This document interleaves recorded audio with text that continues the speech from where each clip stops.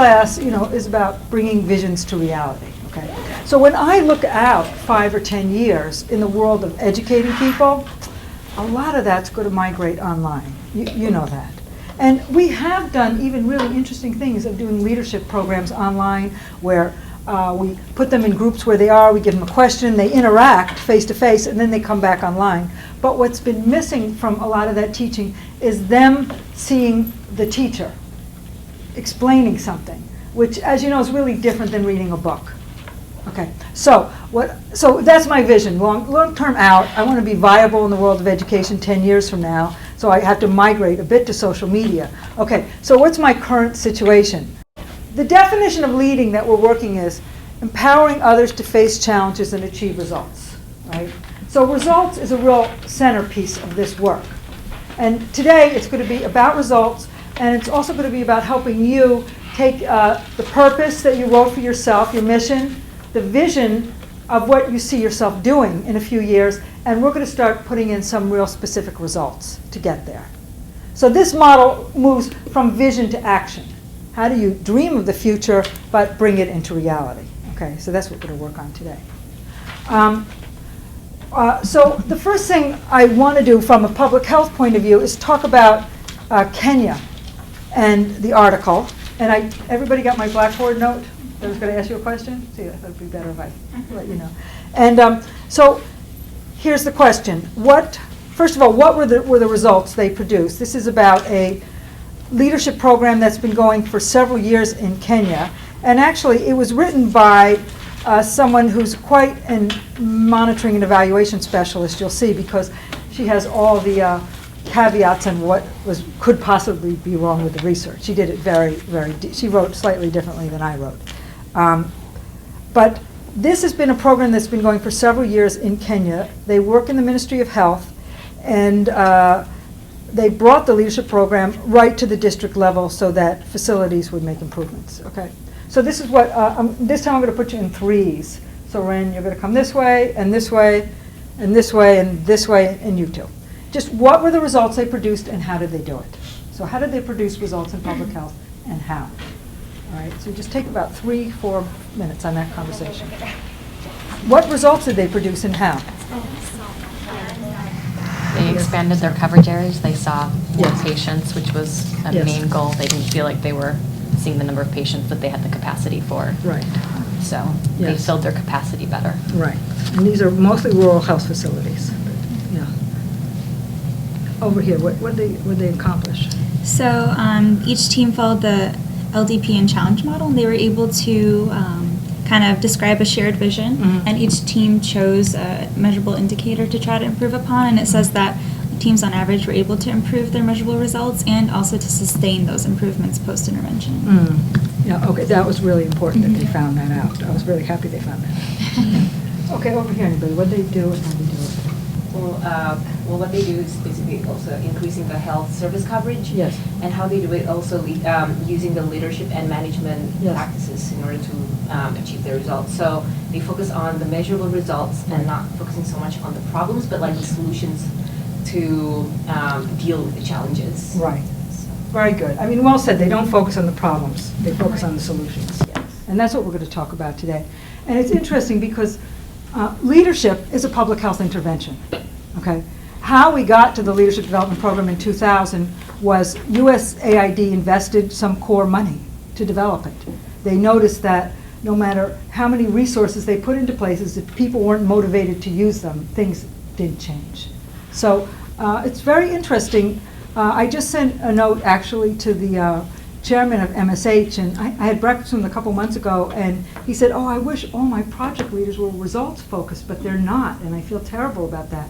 So I sent him a note. I said, they need to be, hi, come on in. It's okay. They need to be motivated.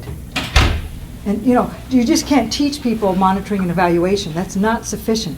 There actually has to be something they want, and that requires a vision and some tools to go about accomplishing that. And my own hope is that every project would have this built into it. So, because I'll tell you, most people know the right thing to do. It's not like it's a lack of knowledge anymore. People know a tremendous amount about what to do, and they're not motivated to do it. I'll give you one example. When I did a leadership program in a nursing school in Egypt, and their measurable result was reduce the number of infections in the unit, which is, of course, the most important thing a hospital can do. And in fact, they did measurable on number of catheter infections, okay? So the team went about it, and they realized that they were being rushed from patient to patient, and they didn't have their manager's support on slowing down and doing the hand washing that was necessary. So they really had to do a lot to change the thinking in each ward. So when they went to give their results, I learned something about politics in this. The woman in the hospital who was in charge of quality improvement got very mad at us. And she said, I've already taught them all of this. I have a slide deck. It shows exactly the quality measures they need to use. So I don't know why this helped, okay? Why it wasn't just my telling them what to do. And therein lies the rub. That even, you know, even infection in hospitals in America is a terrible rate, a very acceptable rate. And it's because it's not that people don't know what to do. There's cultures that are rushing people. People don't feel like they can stand up to their managers and slow it down so they can do the correct procedures. So there's so many human behavioral things that surround doing best health practices. And it's not till people actually are committed themselves that things change. So that's why my vision is that every health project would have a leadership component to it, so that people could see what they care about. Now, this model, which we call either the results model or the challenge model, depending on which book it's in, is about that moving from vision to action. So I want to talk about framing the challenge and what a challenge is. A challenge is not just a problem. Like, we've been using the word challenge like, oh, I've got a lot of challenges. But actually what you mean is you have a lot of problems, things that are in the way, okay? A challenge has to have something else in it. A challenge has to have a result you want, okay? It has to be, a challenge is something you own and you want to have. And there's some obstacles to getting it, all right? So I want you to think in your life about here it is. Something you accomplished that you're proud of accomplishing, okay? In your life you accomplished it, but there were obstacles, and you overcame the obstacles to get there. All right, everybody clear? Something in your life, so just jot a note to yourself. Something you were proud that you accomplished, but there were obstacles that you had to overcome to accomplish that. At almost 60 is what's next to social media. I mean, there's no other place I can go. You're all going there. So am I going to have you all go there and I'll say, I don't want to go there? You know, no, I still want to be a teacher. So it's always what's next. This thing doesn't get easy, by the way. You know, sometimes students say to me, I don't know what I'm going to do in September. And you know what I tell them? I don't know what I'm going to do in September. All right? That's how it goes. You're just getting over the first hurdles to see what that's like, and you're learning as many skills as possible to do it in terms of networking, meeting people, talking to people. Okay, so now you've all accomplished something that was important to you. Here's my first question. What motivated you to do that? What motivated you to do that? Why did you overcome those obstacles? What motivated you? Yes. Because the result would make me really happy. Yeah, you really wanted the Mhm. result. Mhm. Yeah, it was something important to you. Right. Anything else? What motivated you to keep going over all these obstacles? Well, I said for my grad school, so Yes. just that it would help me in my future. Yeah, you saw a vision of yourself in the future. You saw something you wanted. So yes, there's a million obstacles, but what else? What motivated you? The support from my dad. Yes. Yeah. Right. These challenges you can't do it alone. You just can't do it alone. There's no such thing. You need someone who sees that you can do something great. Okay. So how is a challenge this way that we're framing it different than a problem? The problem is just the obstacle. And there are millions of problems in the world, but we don't actually own taking them on. What I say in the book is poverty is a terrible problem, But a challenge is, how do we improve the health system in a poor country that's in the face of poverty? That's a challenge. They used to do public health interventions where they do community organizing and say, tell us all your problems. But then people would list 40 problems, and then they'd be demoralized. And so we start, it's called, starting with a vision is starting with the end in mind. Where do you want to go? Because you can actually solve all your problems and not get to your vision. So we have to start with the end. And actually that's going to make your life more focused. The result acts as a focusing tool. So you start not doing the unnecessary things. You're only doing the thing that's helping you get that result. And that's very important, because if you try to do everything, you'll accomplish nothing. Okay? So you have to focus. I don't know if I told you this one, but one of my favorite quotes is Steve Jobs. He says, the way to focus is to say no. Which is just, what are we not going to do? You're going to have to say no to a lot of things in your life, because people are actually going to ask you to do a lot of things because you're very talented and you have a lot of skills. And people will be very happy to put you on projects that may not be your first choice. So you're going to have to learn that focusing. So results are a focusing tool. I'll tell you something else interesting about results. I teach results to everyone from illiterate people to people with PhDs. And I find no one is very good at clarifying their results. It has nothing to do with educational level or background. People are bad at clarifying results. Now, do you have any, I've thought about this a lot. Do you have any idea why we don't want to get really specific about the result? This is really interesting. Anybody have an idea why you would not want to be specific about the result? Yes. Because it's kind of scary to put that out there and commit to it. Yes, exactly. Once you say it in a specific terms, I will do X number of something by May, now you're accountable. Now you're on the line for something. It's much easier to be vague in general, that we're going to improve the health of our population. Okay, but by what? How much? In Egypt, when they said they were going to reduce maternal mortality by 30%, that terrified them. As soon as they said it, they became terrified, because now they have, someone's going to come back in a year and see if they did it. And they literally, it shocked them to have to do that. So every time we say we're going to do something specific and measurable, we put ourselves on the line. So we're going to get to a result for your vision, but I want to tell you a few things about it first. I want to tell you about what you can control, right? Because this is really important for you to know.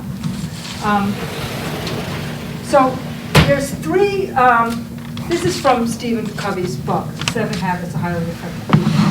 And he says there's 3 types of activities in the world, all the activities.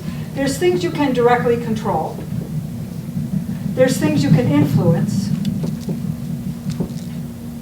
And then there's things that you cannot control or influence. All right, those are three domains of activities. Okay, let's do the easiest one first. What do we have no control or influence over? What are we absolutely out of our control? The weather. The weather is completely, as far as we know, the weather is out of our control. Or we wouldn't have a freezing thing go all the way through the south today. Stop Atlanta, Georgia from driving because they had an inch of snow. It might be stopped for 2 days because of that inch of snow. Okay, so weather is out of our control. What else is, this is really important to know what's not in our control. What else? Yes, Manasa. Since action is never really under our control. I think that's good. But I would put it here under influence. Other people's actions we could influence. But these are other people's actions. There's a clause on this that we are in touch with. We can influence people that we're in touch with. Now that depends on what level in society you are, but how many people you're in touch with.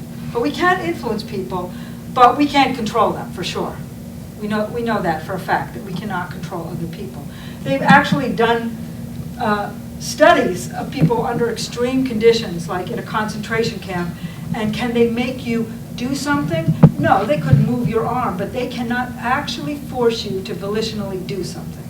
It's this forcing people to do something is very, it's close to impossible. Okay. All right, so what else is completely, things we should not even try to influence or control? Yes? The government. The government. Now, I want to put it there, and I'll tell you why I want to put it there. Now, obviously, there are ways to influence the government. You can vote, you can lobby, you can try. But for the most part, I don't think in my life, I'm going to influence the U.S. government. I have to honestly say that, and I've thought about this for a long time, and I used to try harder in my life to do it. But most of this stuff is way out of my control or influence. It really is. So unless you're actually in the government, here's a really hard thing to accept. A lot of policy is out of our control. Now, you might get yourself into a position as a policymaker where it is in your control, but for most people, a lot of policy is out of we're living inside of policies that other people make. Now, it's very important to know, are you at a level where you can impact that?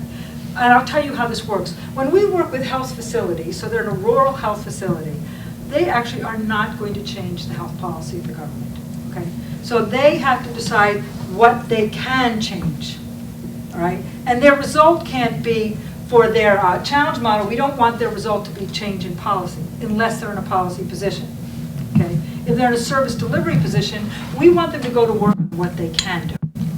And people get, now, what's interesting is the story from Afghanistan, the provincial director of health went to work on maternal mortality, and he, this is in the next chapter you'll read on aligning stakeholders, he built this maternity waiting home right next to the district hospital, and he did a lot to change the service conditions, and then later on he was appointed the national head of human resources.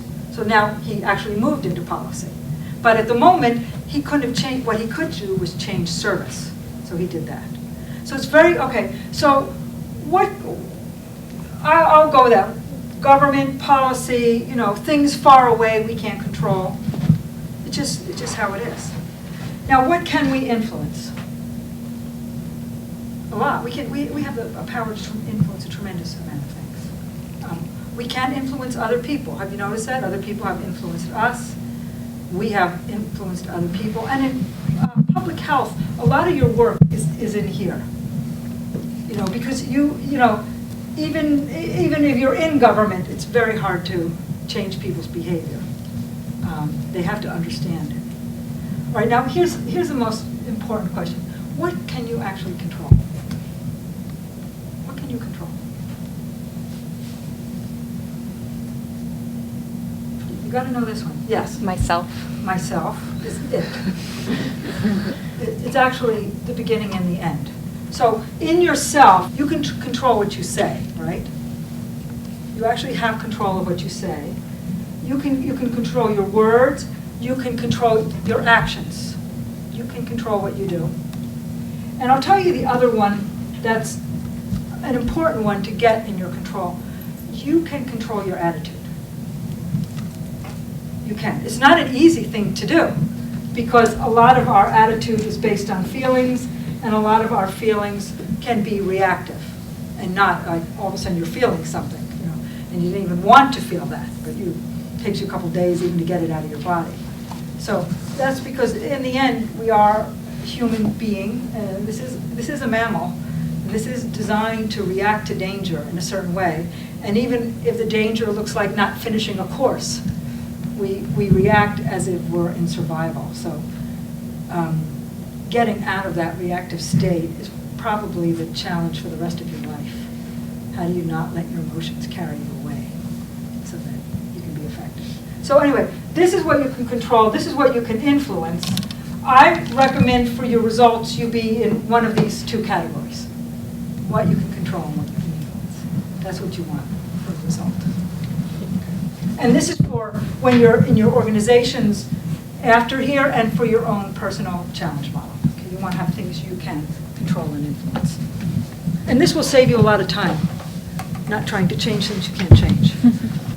Let's talk about results. So does everybody have their results model with them? I asked you to bring them back again. You have your vision. I know you've been refining your purpose. So in the top, you know, write your purpose, whatever that is to date. Then for your personal challenge model, we're going to take one aspect of your vision that you would like to work on with this model. It doesn't have to be your health and your work and your relationships. Just one part of your vision of something you see in the future. Here's what you need to know about results. Results need to be SMART. Has anybody heard this acronym? Okay, you have, right. This is a common thing, like in monitoring and evaluation. And in fact, the first time we did the leadership program in Egypt, one of the district managers came up and said, put SMART in this program. And that's a lot of how we built the leadership program to begin with. We had a framework. We had the 8 leading and managing practices. I'll tell you the story. So how we brought it to Egypt was, I gave a talk at a conference in Egypt, and I told them, here's the leading and managing practices. And Morsi came up to me and said, okay, we want to do this program in Egypt. I said, okay. So I came on the first visit. He said, where's the curriculum? I said, we don't have a curriculum. We have 8 leading and managing practices. We have 1 page. So we had to start with scan. Like, what do you do in the Ministry of Health to scan? And taught all the things. And we brought things in, like you do focus groups and you do client exit interviews. But we built it piece by piece. And people always contributed to it from the Ministry of Health, which is why it's a program that works in Ministries of Health, because I wouldn't know sitting in my desk in Boston how a Ministry of Health would do this, but they built it with us. So that's the principle I learned for all of my work, which is build it with them. Okay, so they said, put this in. So the first thing is specific. And the S is for specific. What this means is that your result is so clear that someone else could observe if you accomplished it. Does that make sense? We can have an outsider make an assessment. Did it happen or not happen? So it's not like feel happier. It's not that. It's not even feel healthier. It has to be something very specific. Now, the second one, obviously, is measurable. The result needs to be something that's got a measurement. What's a good way to measure things? How do we measure things? With what? Numbers. Every measurable result has a number in it. And the number could be 1, but one thing occurred and I get to go and observe it and see that it did happen. Okay? So all measurable results have numbers in them. All right. The third thing, the A, is appropriate. And what it has to be appropriate to is your sphere of influence. So if you are the Minister of Health, you have a pretty wide sphere of influence, and you can probably affect policy. If you're a graduate student at Boston University, you probably have a narrower range of influence. So it has to be appropriate to where you are now. We don't want it to be a result you can't accomplish, all right? And it has to be realistic, which means it could actually happen in the time period you set out. And the last one, the T, is for time bound. And what we like to use for measurable results, I like them to be 3 to 6 months. And I'll tell you why I've learned that. I've learned that if you make 1-year results, people don't track them as well. They sort of forget about them, actually. But if you put a result down for 3 to 6 months and you have a system for checking it, you can accomplish it. All right, so your results are 3 to 6 month results. Okay? Given all of that, I want you to take one piece, I want to take your purpose, the top, one piece of your vision, and put a measurable result that you could accomplish in 3 to 6 months that would move you closer to that vision. Everyone clear? Something that will move you towards that. So just the result. You don't have to do any actions, just the result. Something someone else could come up and assess whether you accomplish this or not. Everybody wants to jump to action. They just do. They just want to do something, like ready, like fire, aim. They just want to get something, anything done. And so what the challenge model does, it slows you down to make an analysis before you take an action. Okay.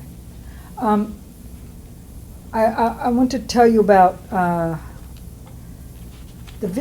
think I told you this last time, but my favorite vision is from Afghanistan, where they saw healthy children walking to school on safe roads. So that was their vision, seeing these healthy children.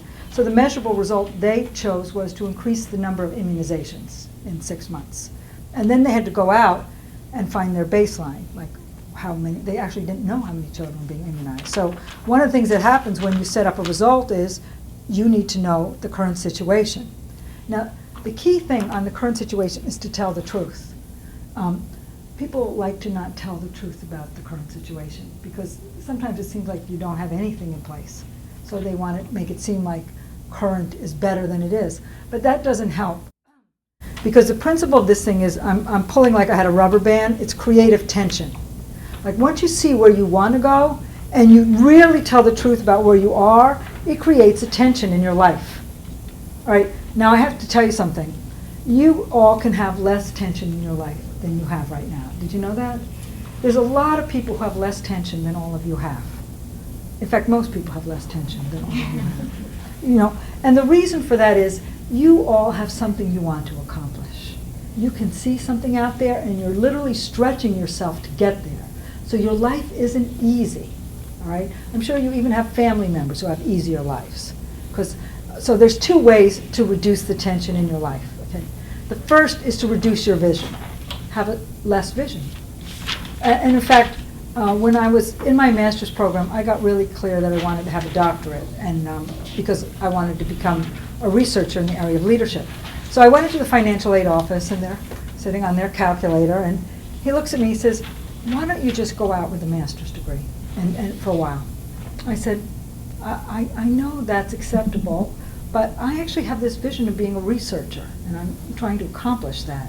So could you keep working that calculator a little bit? You know, and it would have been really easy to give up and say, all right, I really, you know, the doctorate was 5 more years, you know. But so I lived in that tension for 5 years. So it's a creative tension, and the way it gets resolved is not by lowering your vision, but raising the current reality to meet it. Okay? That's how you'll reduce the tension. So your life is a continuous process of putting something out there and seeing it. Like I can see myself in social media, even though I don't know how to do it. And I tell people I don't know how to do it. And I got an email today from one of my former students in this class, and she said, I'll help you with some of the social media thing if you'll write an article for my blog on women's health. I said, okay. So, because I always tell people I need help on this. So different people give me things to do all the time. But it is tension.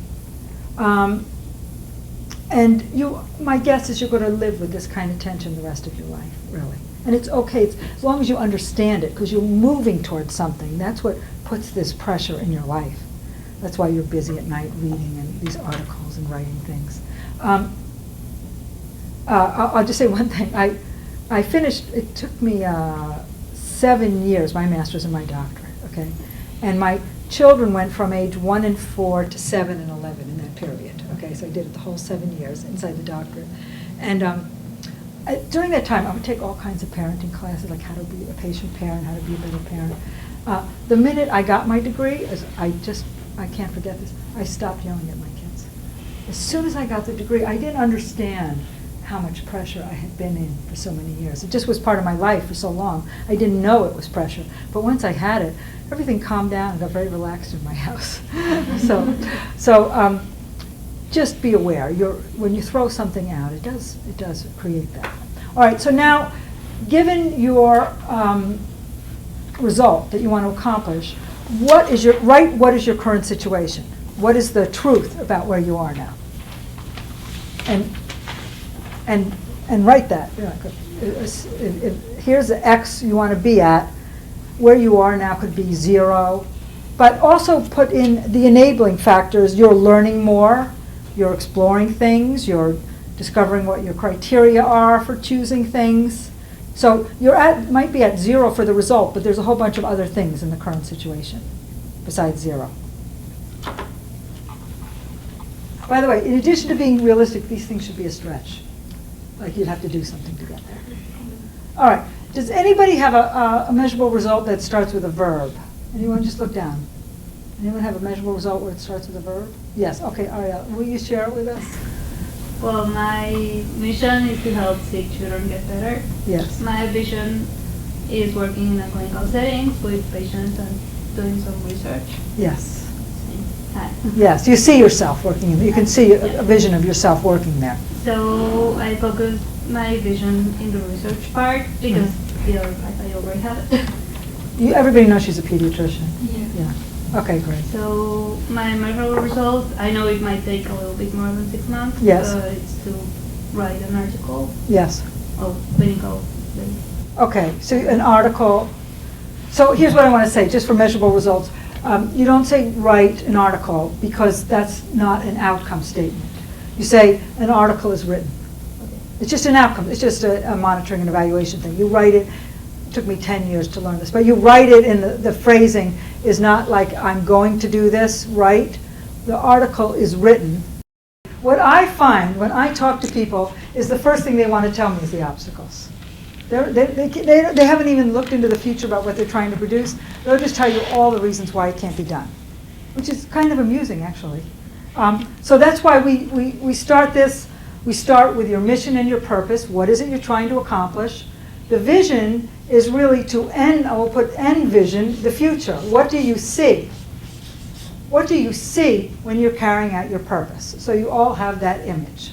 Okay. Then the next place to move is to what is a measurable result that will be smart or be specific, all of these things, specific, measurable, appropriate, realistic, and time-bound. And then you come down to the current situation. Where are you in relationship to that result? So we've gotten that far. Now, over on the left, and please don't go to actions yet, okay? We're just going to talk about what is in the way. So why are you here and not there? Okay, so on becoming a volunteer, one of the reasons why you're here and not there is it's not that you have no time. No, that's not everyone has time. It's that you have other priorities. You have competing priorities. If you ever want to write no time, you put competing priorities. Other things are pulling your efforts, okay? And then sometimes people put no resources or no money, okay? But what will be more effective is there's no money yet allotted to this. There's a lot of money in the world, just you didn't get any of it allotted to this, all right? So, and then any other obstacles, what's in the way? Why can't you get here? So somebody give me an example of an obstacle that I can work with. So what's an obstacle? Yeah, on getting to language, what's an obstacle? Finding someone to speak with on a regular basis. Okay, so basically it's no one. You have no one to speak with on a regular, is the obstacle. No one to speak with regularly. Okay. Now, we'll see if this works. I want to get to the root cause of this. So to get to the root cause for each of your things, we're going to ask why 3 times. Why? All right, so why do you have no one to speak with regularly? Because I have not identified anyone yet. Okay, so didn't identify. Why didn't you identify anyone?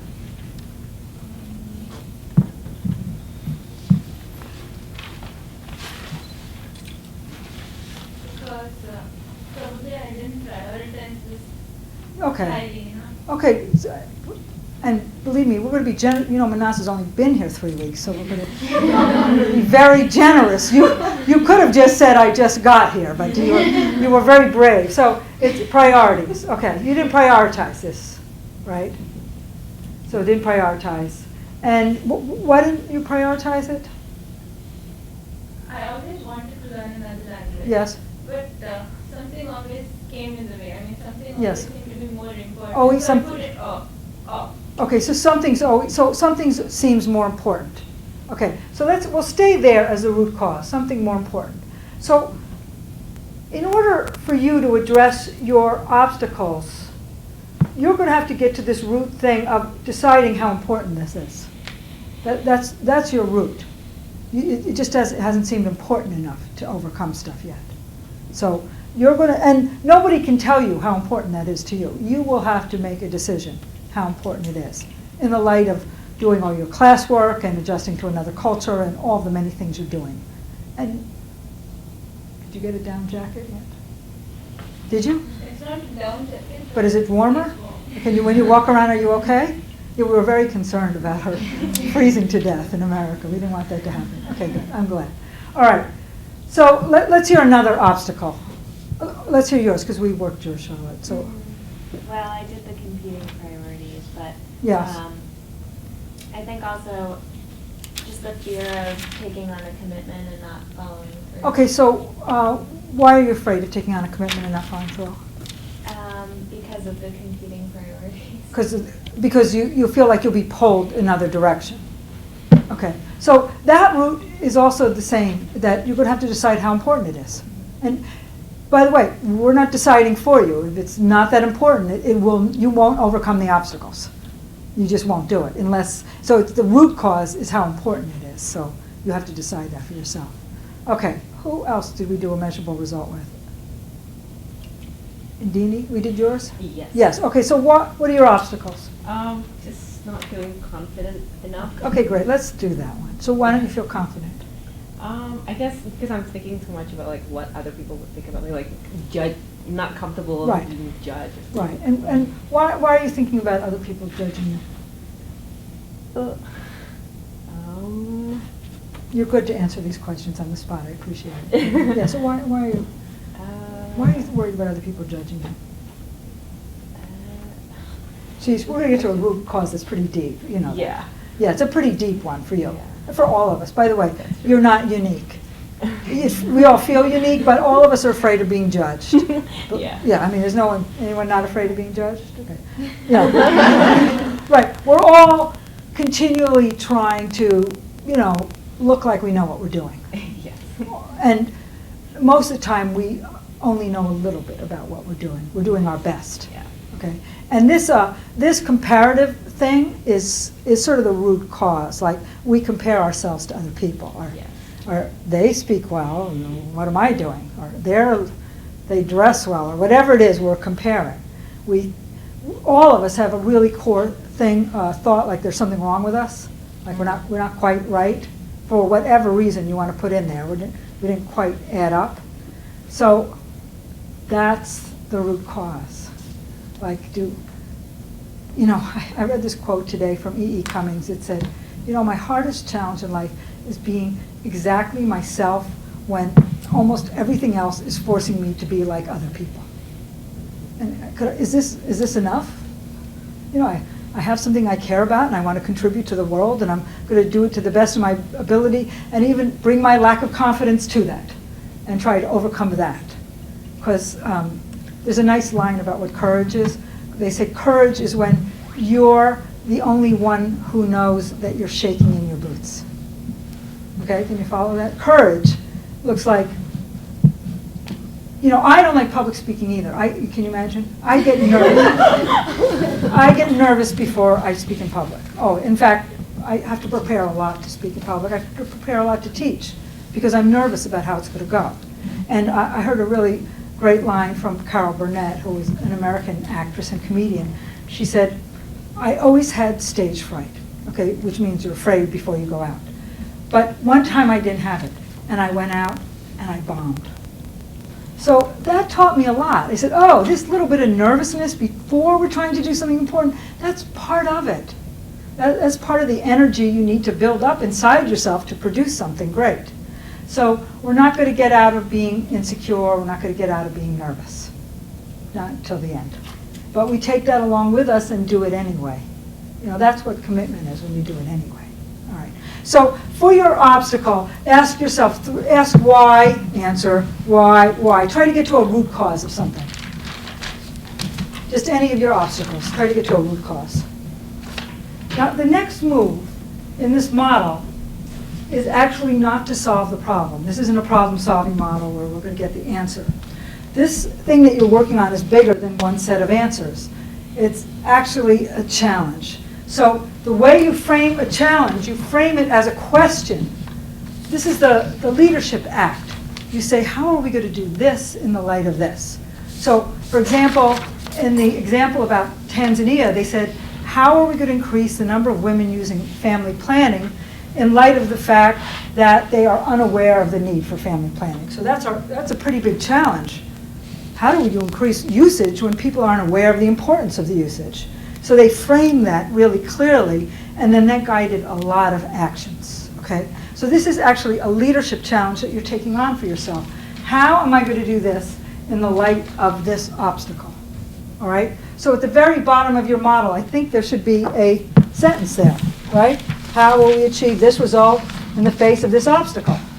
So write out a whole sentence, one complete sentence. How am I going to accomplish this result in the face of these obstacles or this obstacle? And just pick your deepest rooted obstacle. Frame that. All right, so you notice we haven't even talked about what to do yet.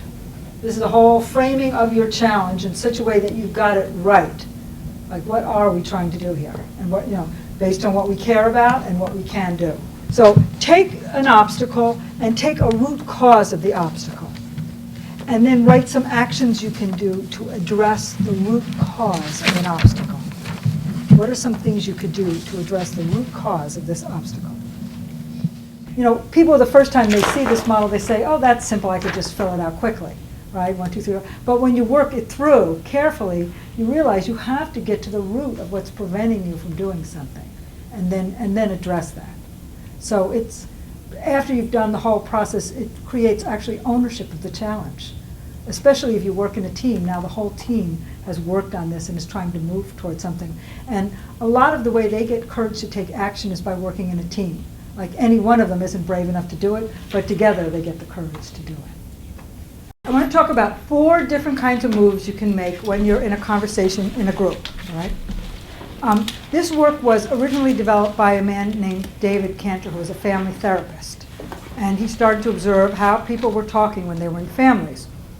And then he realized that the same thing was true in organizations, that there were 4 basic things people can do when they're in a group conversation. Okay? The first thing you can do in a group conversation is you can initiate. You can say, let's take a vacation in Florida. That's an initiation. Let's do something. Then someone else in the group can follow. That's a good idea. Let's go to Florida. That's a follow. Okay? Very important move. Then someone else could say, oh, I hate going to Florida. Let's go somewhere else, right? And then, very interesting, what he watched was, in every group, there's also somebody who's just watching. Now, the person who's not initiating, following, or opposing is not doing nothing. They're in the conversation. And that's why I know that people, even when they're quiet in class, are in the conversation. They might not be doing one of these things, okay? So, every one of these moves is important for a team. And by the way, these are not personality types. These are just different ways you can have a conversation, engage in the conversation. All right, so everything has a plus. So when someone initiates, what do you get when someone initiates? Just call it out. Direction. You get direction. Someone initiates and you get a direction. All right, now, here's a really interesting thing. When someone follows, what do you get? You get support, but you get something very specific occurs. Action. Following is I love following because someone gives a good idea, I say, let's do that. Then you actually have action. Something occurs. So that's a positive aspect of following. What is the positive aspect of opposing? Yes. It gives you a different perspective. Yes, it gives you perspective. That's what critical thought is. We say, I know, but you haven't thought of something. So you can do, opposing can be a very important thing to do in a group. And what is the value of bystanding? Think about that. Some of you tend to be bystanders. But yes. It gives you time. Say that It again? gives you time. It gives you time when you watch. Okay, but what is the person by doing that? What are they providing? Oh, I was just gonna say you're observing everything. Yes, you actually, a bystander can give an observation. By the way, you two keep disagreeing. Have you noticed that? And we're not getting anywhere because you keep fighting. The observer is an important role in the group. That's the one who actually sees more of the dynamic than anyone else.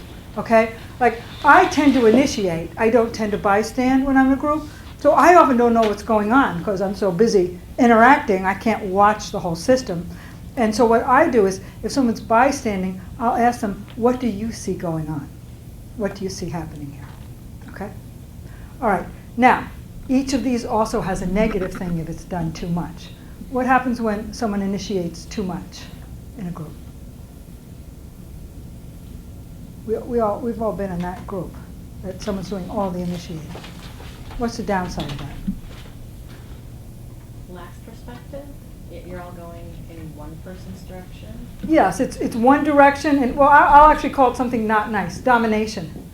You know, we've been in groups where one person is dominating. Like it's their view, and nobody's speaking up because there's too much of it going on. What happens when there's too much following in a group?